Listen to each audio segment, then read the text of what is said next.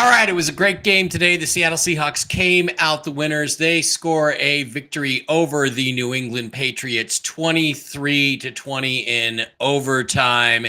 Let's get right to the discussion and see what there is to talk about for this game.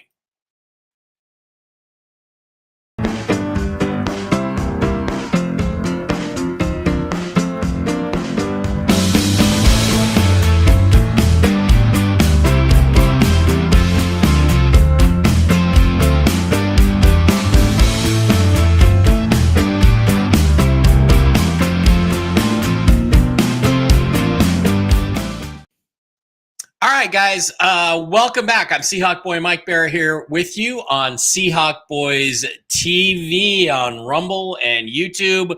Welcome to the show, and a couple other YouTube channels as well. Welcome to the show. I'm really glad to be here. I'm in a good mood. The Seahawks won 23-20 in overtime. It probably should have been easier than that. We're going to discuss some of the issues, some of the things to be concerned about, and some of the things to be happy about. All right, let's get started right away and not really mess around with this anymore. As you guys know, it was a tight game, probably tighter than it should have been.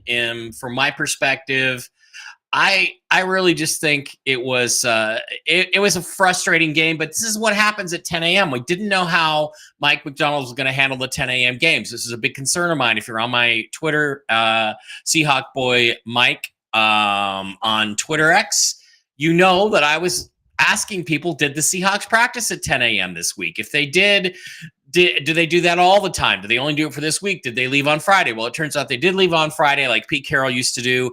Normally, teams, when Mike Holmgren used to be the coach, they used to fly out on Saturday, and they they sleepwalked through many 10 a.m. games. I wouldn't say the Seahawks did that in this particular game. They had their moments, they had their ups, they had their downs. They were a little bit sluggish, but not nearly as sluggish as they normally are. So I don't think that was a factor at all. It was a tight game that didn't need to be tight. And we're going to talk about some of the reasons why. Obviously, the first thing, again, is the play of the offensive line. They didn't do very well. Geno Smith was under pressure quite a bit, but Geno still managed to complete 33 out of 44 for 327 yards. 1 touchdown, no interceptions. He did take 3 sacks. That's an indication that the protection was not that great. I can't really blame Geno for any of the sacks. I don't really think he did anything wrong on them, except, I mean, it wasn't like I was saying to myself, oh, boy, he should have gotten rid of the ball there. I don't really think that's the case. However, I think that this is very deceptive. The key number with Geno's performance that I'm most concerned about is touchdowns. He only had 1 touchdown pass again today. And, I was arguing with some people on Twitter X. They were saying stuff to me like, oh, well, it's more than just touchdown passes. No, it isn't. That's what your quarterback is supposed to do, is throw touchdowns. The more touchdowns your quarterback throws, the better chance you have of winning any given football game. So it is about touchdown passes. And so far, Geno only has 2 this season, both of which were to wide open guys on broken coverages that literally any quarterback in the NFL should have been able to complete. They were easy throws. So that is concerning because in the reality, that's not good enough. Now, other people are going to point, the Geno bros are going to point to, this high percentage completions. There was a lot of short passes. A ton of them went to Jackson Smith-Njigba. Some to DK Metcalf. There were 3 or 4 drops. He could have had an even higher completion percentage. But there were guys open. He had time to throw. 103.1 quarterback rating is excellent. You cannot really complain about how Geno played today, except for the lack of production when it comes to touchdowns. Couple other observations. Yeah, the offensive line wasn't very good, but that is no excuse for Zach Charbonnet's performance. Zach Charbonnet, 14 carries, 38 yards, 2.7 average, and a lot of that was helped by a touchdown run or a run near the end of the game for a first down that was critical. His long of the day was 9. Nobody else got a carry, and I have a real issue with Mike McDonald. First of all, let's just say Geno Smith was good enough. He was good enough, but again, I'm going to say the same thing. I'm going to say the same thing I said last week. If they had played a good team today, they would have lost because they didn't play well enough. They didn't block well enough again on the inside. The right tackle got beat, but Geno was sufficient and efficient, and you got to give him that. You got to say that, would Sam Howell have been able to win this game today? Probably. So would a lot of other quarterbacks. But Gino got the job done. Zach Charbonnet was terrible. Zach Charbonnet does not belong out there. And there were two major coaching mistakes by Mike Macdonald today. The first was on the first drive of the second half where the Seahawks got the ball. They drove the 40, 60 yards down into an easy field goal range at about the 20-yard line. And he elected to go for it on 4th and 1. Now think about this. He elected to go for it on 4th and 1 because he's a modern analytics coach, he's going to do the things the aggressive way, the way everybody tells him to do. And, quite honestly, I was there. You go back to Seahawk Boy Mike, my Twitter X, I was tweeting, this is a bad decision.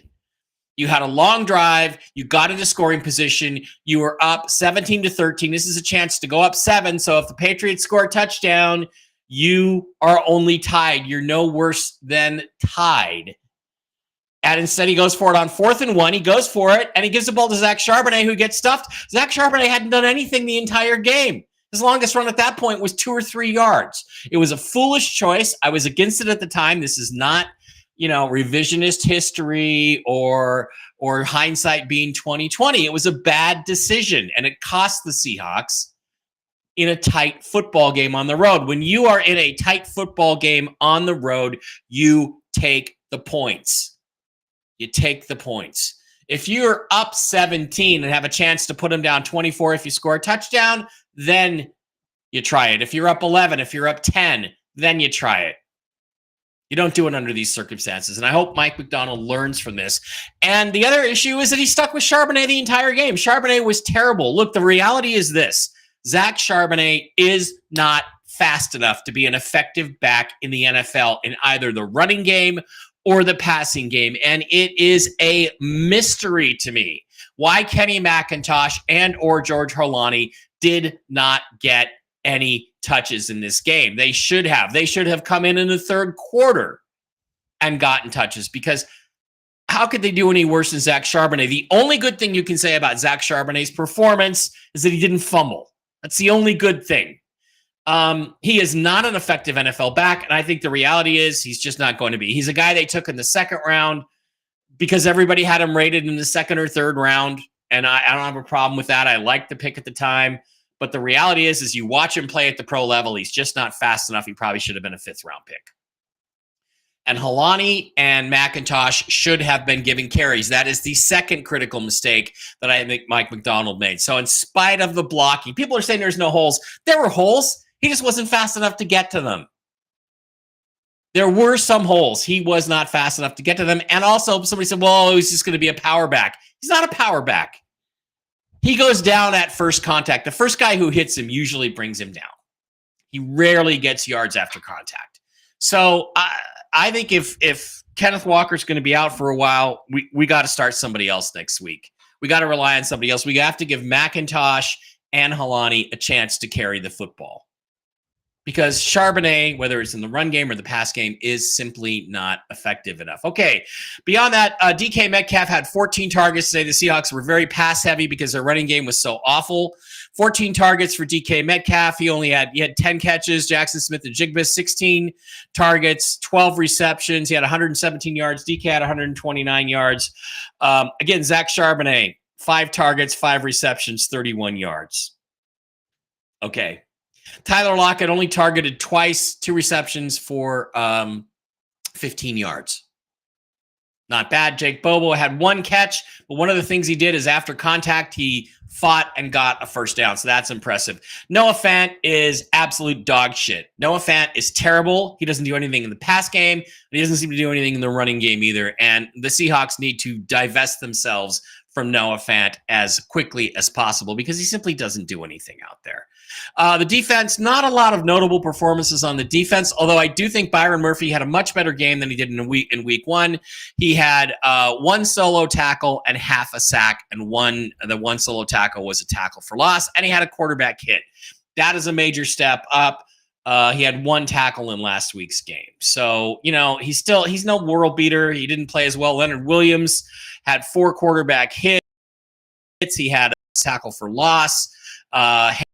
Hankins had a tackle for loss. And so I would have to say that Derek Hall and Leonard Williams were the 2 most impressive Seahawks players on defense. Devon Witherspoon got tagged for a pass interference call on a play where the ball had already hit the ground incomplete, 10 yards away from the receiver before Witherspoon even touched him. The officiating was atrocious during the middle part of the game. It was all favoring New England. There were a bunch of terrible calls. That was one of the worst, and that led to, I believe, a New England touchdown on that drive. It was a terrible call. There was another terrible call on him later in the drive. Very unfair, but he was not super impressive. Draymond Jones had 1 tackle for loss. There were no interceptions, I don't believe, today of Jacoby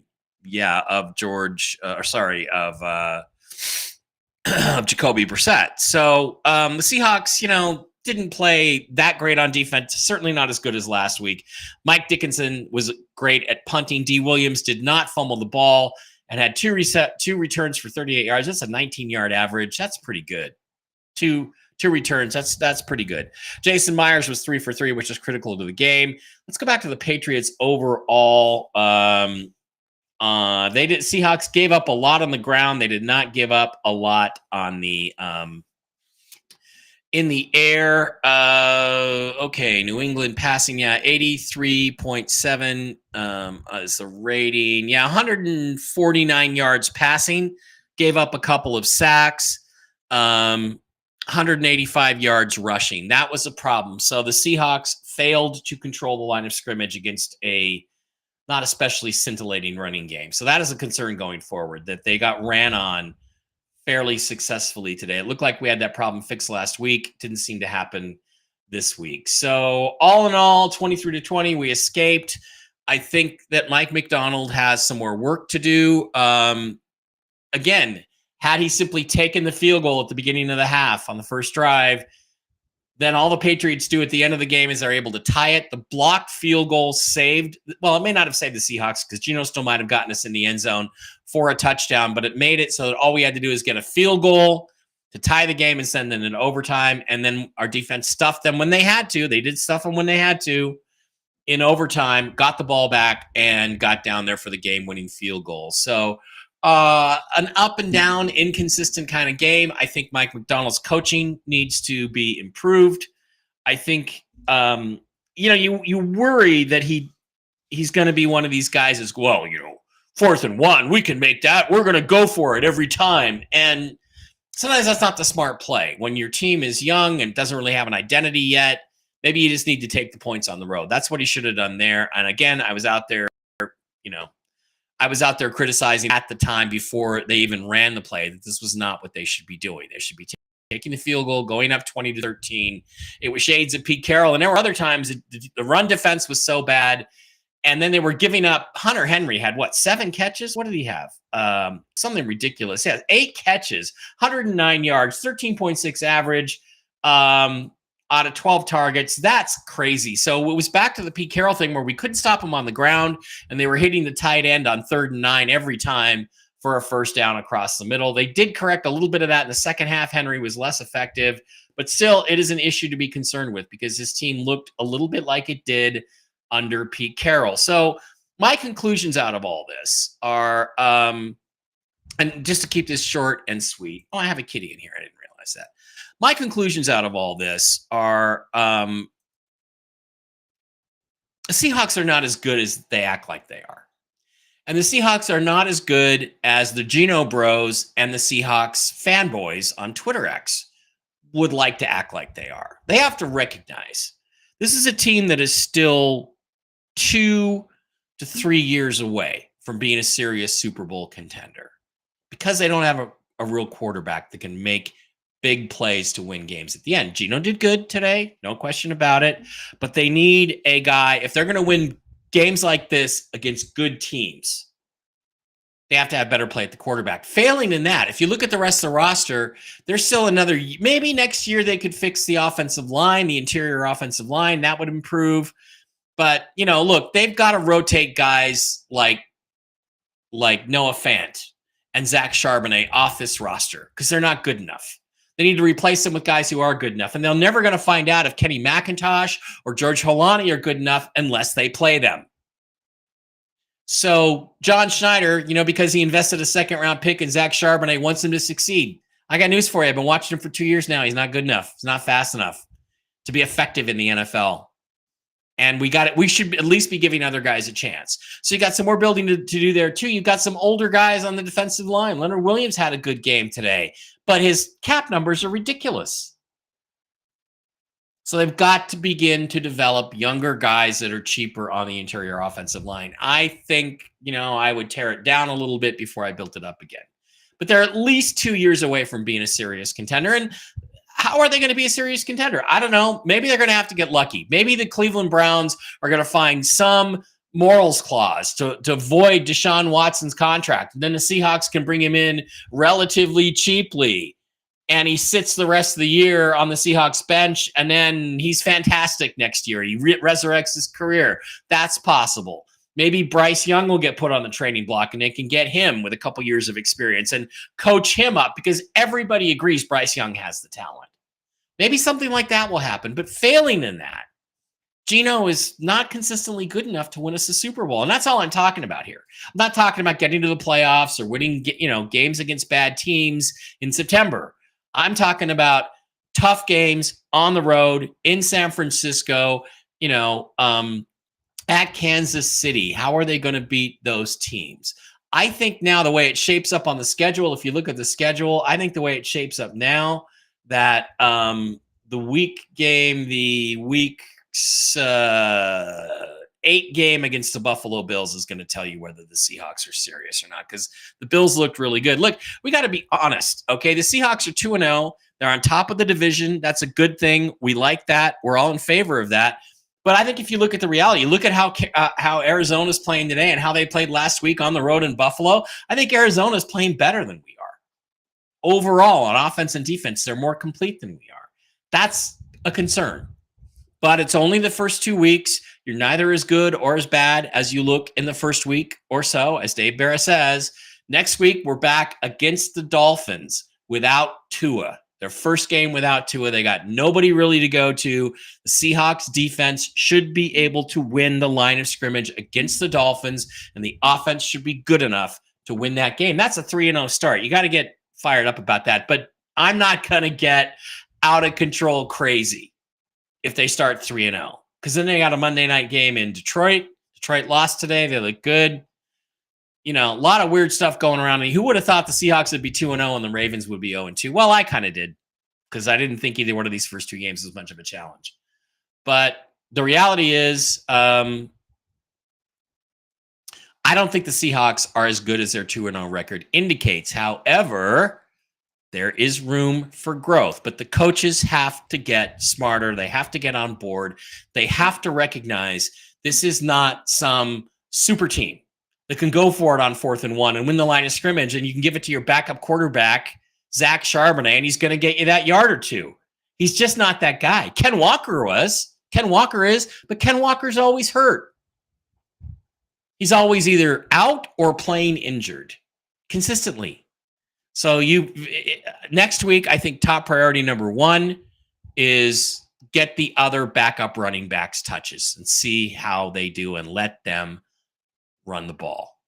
If Walker has to miss another week and we go with Charbonnet, we're not going to be able to run the ball then either, because Zach is just not good enough.